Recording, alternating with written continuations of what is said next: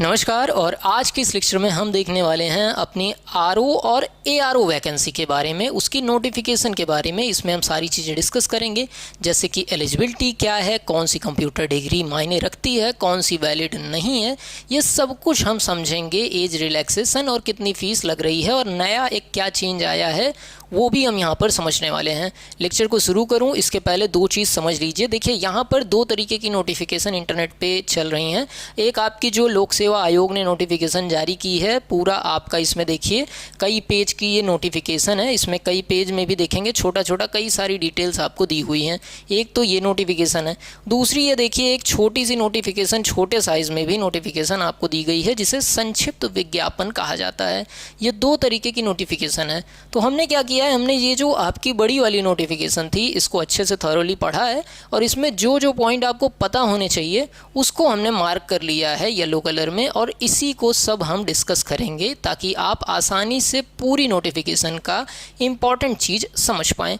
चलिए शुरुआत करते हैं सबसे पहली जानकारी के साथ कि देखिए जो ये आरओ और एआरओ वैकेंसी आई है, इसमें जो आवेदन की तिथि है, मतलब कब से आप आवेदन कर सकते हैं, वो आपकी दी गई है 9/10/2023।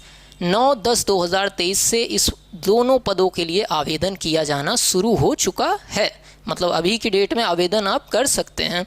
और कब तक कर सकते हैं, तो ऑनलाइन जो आप सबमिट करते हैं फॉर्म, उसकी आवेदन की 9/11/2023 है आपकी टाइम। मतलब 9/11/2023 तक आपको भर देना है और ऑनलाइन पेमेंट करने की डेट भी यही है।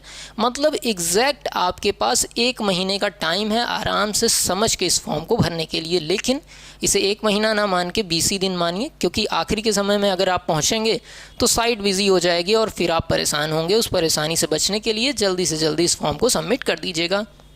अब जो एक चीज़ आई है, आपने सुना भी होगा, अगर कहीं पे फॉर्म देखा होगा आपने तो सुना होगा कि आपको एक चीज़ यहाँ पर दे दी गई है कि देखिए कोई भी आवेदन करने के लिए अभ्यर्थियों को पहले ओटीआर मतलब वन टाइम रजिस्ट्रेशन करना होगा।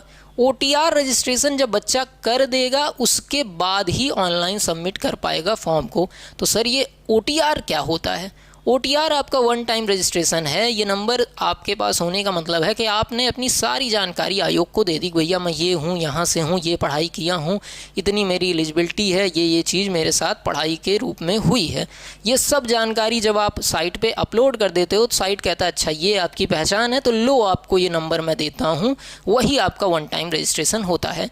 इसको आपको करना होगा, इसके बाद ही आप आगे बढ़ सकते हैं। और ये आप कहाँ से कर सकते हैं? साइट देखिए https://uppsc.up.nic.in पे जाकर आप कर सकते हैं। कोई परेशानी की बात नहीं है। पूरा फॉर्म भी भरना अगर आप कहेंगे तो मैं एक एक स्टेप फॉर्म भर कर भी आपको बता दूंगा, उसके लिए भी परेशान मत होइएगा। आगे की तरफ बढ़ें तो बच्चों के दिमाग में रहता है कि सर अगर कोई गलती हो गई तो क्या करेंगे।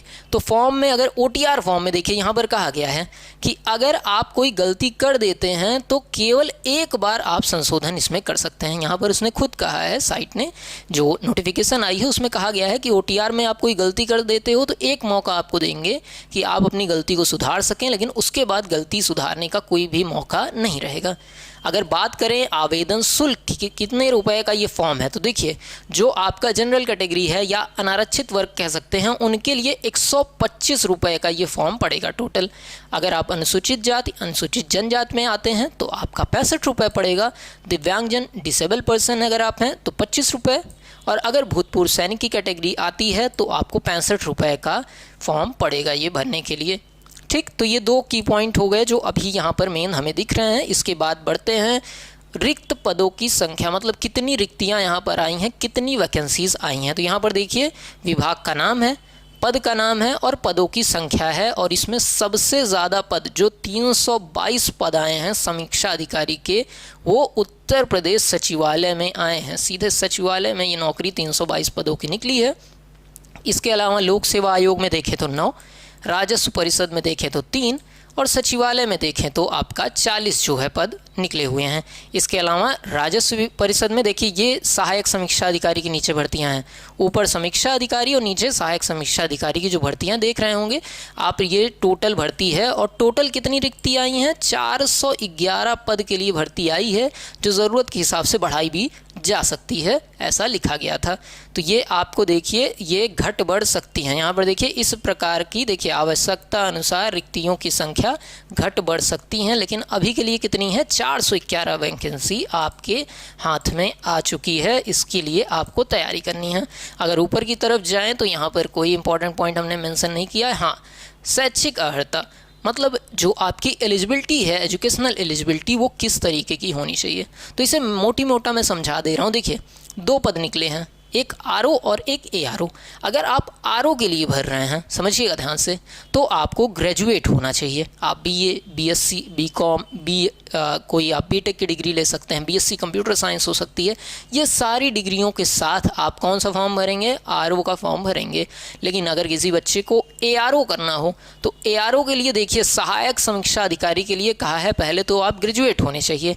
अब अगर आप ग्रेजुएट हो तो ग्रेजुएट होने के साथ साथ आपके पास जो है ओ लेवल का प्रमाण पत्र होना चाहिए। तो सर क्या हमारे पास ओ लेवल का प्रमाण पत्र नहीं है तो क्या हम वैकेंसी नहीं भर पाएंगे? ऐसा नहीं है। देखिए यहाँ पर एक छोटी सी लाइन लिखी है, इसके समकक्ष कोई भी डिग्री आपकी हो सकती है। 1 साल का कंप्यूटर सर्टिफिकेट यहाँ पर वैलिड माना गया है। ट्रिपल-सी जैसी डिग्री जो कि 3 महीने की होती है वो यहाँ पर वैलिड नहीं है। लेकिन अगर आपने PGDCA जैसी कोई डिग्री की है लेकिन मान्यता प्राप्त संस्थान से की है तो वो आपके ओ लेवल के समकक्ष मानी गई है और आप भर सकते हैं आपका ARO का फॉर्म। और अगर कोई ऐसा बच्चा है जो ग्रेजुएट भी है और उसने 1 साल का कंप्यूटर डिप्लोमा ओ लेवल किया हुआ है तो उसको जो है आपको आरओ और एआरओ दोनों फॉर्म भरने चाहिए। मतलब कंप्यूटर डिग्री है उसका तो लाभ उठाइए, ठीक है। उसके बाद आपकी टाइपिंग स्पीड यहाँ पर 25 शब्द प्रति मिनट की गति मांगी गई है और कहा गया है कि अगर अंग्रेजी टंकर टाइपिंग का ज्ञान होगा आपको तो आपको एक प्लस पॉइंट दिया जाएगा आयोग की तरफ से। यहाँ पर देखिए आपको अधिमान दिया जाएगा, यहाँ पर कहा गया है। इसके बाद चलिए इसको थोड़ा सा छोटा करते हैं और आगे की तरफ बढ़ते हैं, देखते हैं आगे क्या बात कही गई है। नीचे की तरफ बढ़ रहे हैं तो यहाँ पर देखिए ये वही है, परिवर्तन करने के बाद कोई चीज़ आप नहीं कर सकते और कोई परिवर्तन किया है डैशबोर्ड पे जाकर उसे बताना होगा।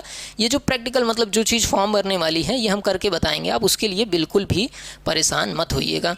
देखिए आयु सीमा की यहाँ पर बात की गई है। आयु सीमा अगर कहें तो अभ्यर्थी को 1 जुलाई 2023 को 21 वर्ष की आयु पूरी होनी चाहिए। कब? 1 जुलाई 2023 को वो बच्चा 21 साल का हो गया रहे और 40 साल से अधिक न रहे, ठीक है। 21 पूरा हो गया रहे और 40 से अधिक न रहे। अगर कोई कन्फ्यूज़न है तो ये लाइन देखिए आपकी कन्फ्यूज़न दूर करेगा। कोई भी अभ्यर्थी है उसे 2 जुलाई 1983 से पहले नहीं पैदा होना है, मतलब नहीं होना चाहिए, और 1 जुलाई 2002 के बाद का नहीं होना चाहिए। इसके मध्य की अगर आपकी डेट ऑफ बर्थ है तो आप एलिजिबल हैं अपने इस फॉर्म के लिए। समझ गए होंगे, आसान एकदम, देखिए एकदम क्लियर करके इसने दे दिया है। ये चीज़ आपकी यहाँ पर बताई गई है, ठीक। इसको चलिए थोड़ा सा छोटा कर लेते हैं यहाँ पर हम। चलिए ये चीज़ हमारी यहाँ पर हो गई। इसके अलावा कोई पॉइंट तो यहाँ पर मेंशन नहीं किया गया है, ये सब फॉर्म भरने के लिए बताए गए हैं। ये मेन जो पॉइंट की पॉइंट थे वो हम आपसे डिस्कस कर लिए हैं, ठीक। बाकी अगर आप कहेंगे कि इसके सिलेबस को बता दीजिए तो वो भी हम बता देंगे सिलेबस किस तरीके से है। कंप्यूटर का अगर पोर्शन आप पढ़ना चाहते हैं तो पूरा पोर्शन हमने दिया ही है अपने चैनल पर, आप उसे आसानी से पढ़ सकते हैं। लाइट कट हो गई है, इतने पे ही इस वीडियो को विराम देते हैं। कोई भी क्वेश्चन है कमेंट में पूछ सकते हैं। मिलते हैं किसी और लेक्चर में, तब तक के लिए नमस्कार, जय हिंद।